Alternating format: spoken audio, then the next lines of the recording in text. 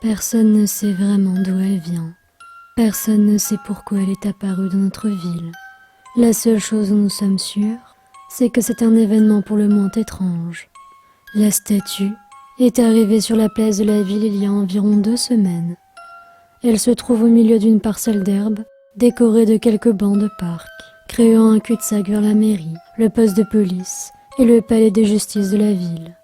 Au début, tout le monde pensait qu'il s'agissait là de l'œuvre d'un artiste local. Plus tard, une équipe de la décharge municipale a embarqué la sculpture. Lorsque la statue est revenue 2 jours plus tard, on l'a retrouvée exactement au même endroit. Les habitants ont pensé que c'était peut-être une blague douteuse de jeunes de la ville voisine. Il n'est pas rare de voir des rivalités sportives assez intenses se former entre les lycées de 2 petites communes proches l'une de l'autre. Et celles-là ont tendance à se traduire sous la forme de farces aussi étranges qu'élaborées. Cependant, personne de ce village n'a revendiqué la responsabilité du phénomène, et la statue a de nouveau été retirée. Le lendemain, la sculpture est mystérieusement réapparue. J'ai estimé qu'il était temps pour moi d'aller y jeter un œil. Il y avait une foule conséquente autour de l'idole de près de 2,5 mètres de haut. Il ne se passe pas grand-chose dans les petites villes du sud comme la nôtre, donc un mystère comme celui-ci fait forcément beaucoup de bruit dans la communauté. La sculpture avait la forme d'un homme. Il était debout et avait 2 bras et 2 jambes. Ses membres étaient anormalement longs, et il était doté de 6 longs doigts à chaque main. Sa tête était lisse et chauve avec un grand œil, un large nez bulbeux et une bouche ridiculement grande. C'était aussi déroutant qu'étrange. Certaines personnes trouvaient que c'était drôle, d'autres trouvaient que c'était effrayant. Mais des 2 côtés, nous étions tous très troublés par cette anomalie.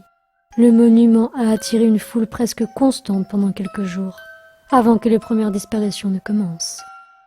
Les gens peuvent s'évaporer de façon inexplicable, même si c'est tragique. C'est malheureusement la réalité, et cela peut arriver dans n'importe quelle ville.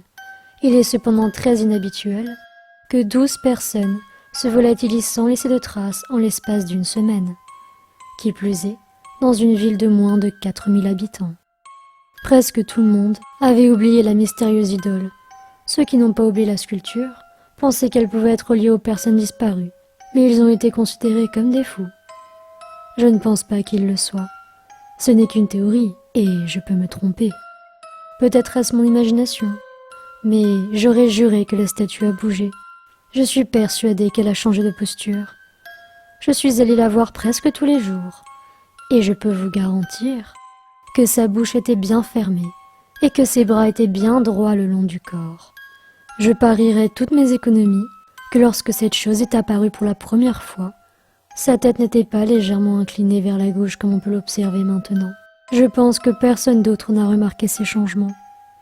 Je ne pense pas que les gens aient fini de disparaître, et je ne pense pas que cette statue en soit vraiment une.